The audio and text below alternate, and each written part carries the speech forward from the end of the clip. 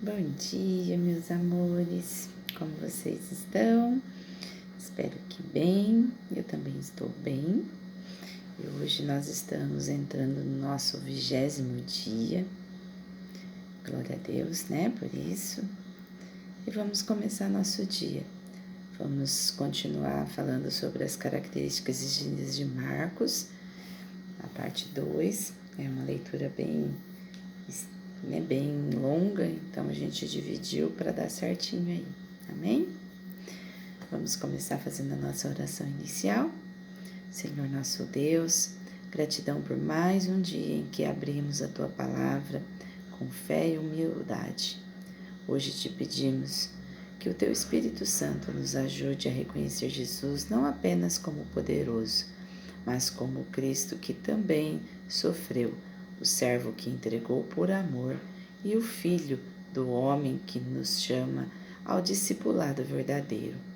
Tire de nós toda visão superficial, toda fé apressada que busca somente milagres e nos dá profundidade para compreender o teu caminho. Primeiro a obediência, depois a glória, primeiro a cruz, depois a vitória. Em nome de Jesus, amém. Amém, meus amores? Esqueci da minha água. Vamos continuando. Nós estamos lá nos Evangelhos e Atos, né? A introdução no Novo Testamento. Marcos é um evangelho de ação, não tanto de ensino. As coisas acontecem imediatamente, umas das expressões favoritas de Marcos. O evangelista tem apenas 2 discursos: as parábolas do reino, capítulo 4, versículo 1 a 33, e o discurso escatológico, capítulo 13, versículos de 1 a 37. Já os milagres abundam. Marcos tem 20 relatos de milagres, combinadas com os resumos de curas.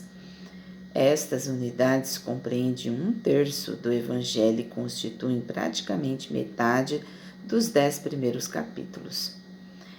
Estas imagens da autoridade de Jesus são importantes para Marcos, porquanto ele apresenta Jesus como aquele que ensina com autoridade. A autoridade sublinha que Jesus é o Cristo, o Filho de Deus. Capítulos 1, 8, 29, 15, 39. A cristologia de Marcos apresenta Jesus como esta figura prometida. Suas afirmações de autoridade sobre o pecado, relacionamentos humanos, práticas ligadas à pureza, sábado e o templo colocam-no em conflito com os líderes judeus, que desde o início decidem que precisam impedi-lo. Este conflito provocado pelas afirmações de Jesus também é uma característica central do Evangelho. No entanto, a autoridade de Jesus não é uma autoridade de poder brutal. Em termos de proporção, Marcos é, dentre todos os evangelhos, o que mais destaca Jesus como sofredor, filho do homem e servo sofredor. Sua missão é vir e dar sua vida em resgate por muitos. Capítulo 10, 45. A importância de compreender esse papel sofredor provavelmente explica as ordens por silêncio dadas àqueles que, incluindo os demônios, reconhecem Jesus como Messias.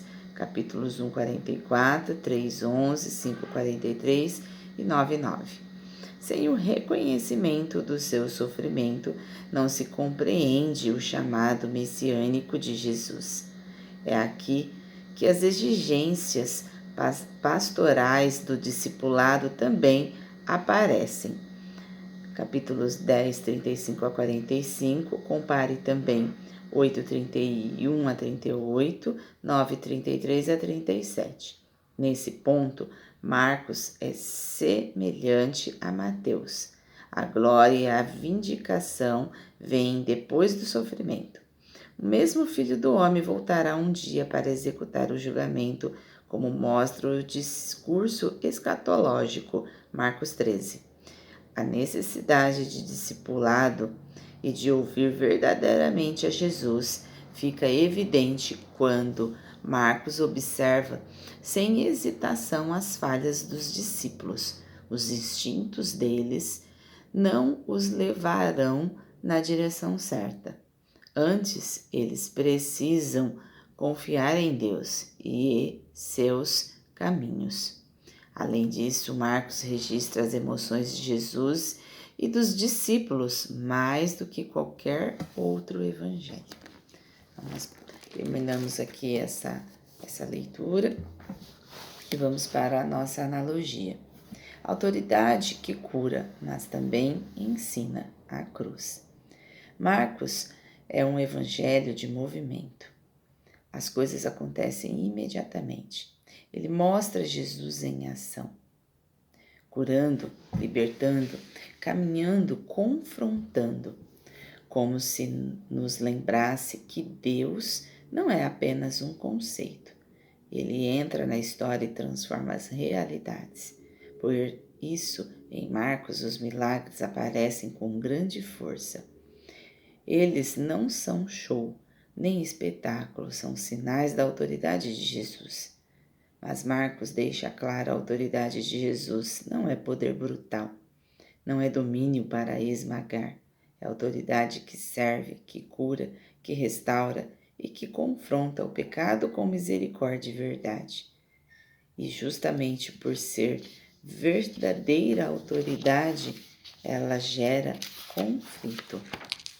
Jesus toca em áreas que mexem com estruturas, pecado, pureza, sábado, templo, relacionamentos humanos. E quando ele revela o coração de Deus, os líderes que querem controlar a fé se incomodam. Ao mesmo tempo, Marcos destaca algo essencial. Jesus é o servo sofredor, o filho do homem que sofre. O reino não vem apenas com poder, vem com entrega. A missão de Jesus é dar a vida em resgate por muitos. Isso muda tudo, porque sem a cruz, a pessoa pode até achar bonito dizer que Jesus é o Messias, mas não entende o que esse Messias significa. Por isso aparecem as ordens de silêncio. Muita gente reconhecia o título, mas não entendia o caminho. Sem o sofrimento, o Messias vira apenas uma ideia de vitória humana. E Jesus não veio para alimentar fantasias, veio para cumprir a redenção. E é aqui que Marcos aperta o discipulado. Seguir Jesus não é só admirar, é aprender o caminho de Deus. Que lindo isso! Será que nós aprendemos o caminho de Deus? Ou só apenas seguimos Jesus? Pensemos sobre isso. Inclusive quando isso envolve renúncia, obediência, maturidade e fé. A fé cega que todos nós precisamos praticar. Renúncia. Renunciar a alguns momentinhos a mais de sono, renunciar a alguns momentinhos a mais de coisas que não vão nos servir, como por exemplo o celular, a TV. Obediência, obedecer, que mesmo sem explicação, mesmo sem a gente saber o porquê, quando Deus pede, a gente obedece e faz. Amém? Marcos mostra também as falhas dos discípulos sem enfeitar. Eles erram, se confundem, disputam, não entendem. A gente vê muito isso ainda hoje. Isso traz um consolo real. Deus não escolhe pessoas prontas. Deus não escolhe pessoas prontas. Ele transforma as pessoas disponíveis. Quando Deus me pediu para fazer esse trabalho,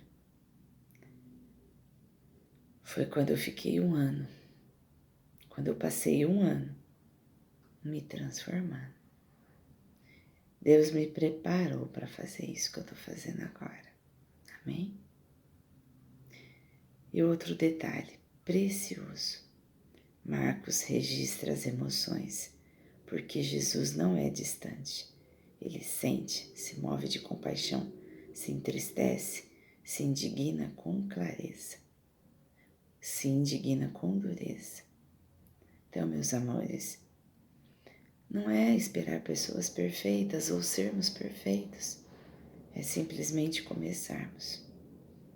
Começar a fazer a sua divulgação, começar a fazer com o que temos e permitir que Deus vai transformando e lapidando, para que assim cheguemos no ponto certo para a execução. Isso revela um Cristo vivo, próximo, humano e divino ao mesmo tempo. E a mensagem final que fica é clara: a glória vem depois do sofrimento. A vindicação vem depois da cruz. E um dia ele voltará, como Marcos afirma, para consumar tudo e julgar com justiça. Amém? Primeiro nós passamos pelo caminho. Não adianta você sentar na beira do jardim que está só arado e ficar idealizando as flores ou as frutas, se você não colocar a mão na massa e plantar. Não adianta você só semear a semente e ficar olhando esperando ela crescer. Você precisa cultivá-la. Amém? Vamos orar então, meus amores. Vamos colocando os nossos nomes, vamos colocando aí as nossas intenções, que nesse momento os anjos do Senhor possam estar conosco, em nossas casas, nossos lares e no lugar onde nós estamos ouvindo esta oração, para que Ele possa, assim, fazer o propósito na nossa vida. Amém? Senhor amado, gratidão porque hoje o Senhor nos ensinou que Jesus não é apenas o Deus que faz milagres, mas o Salvador que se entregou por nós.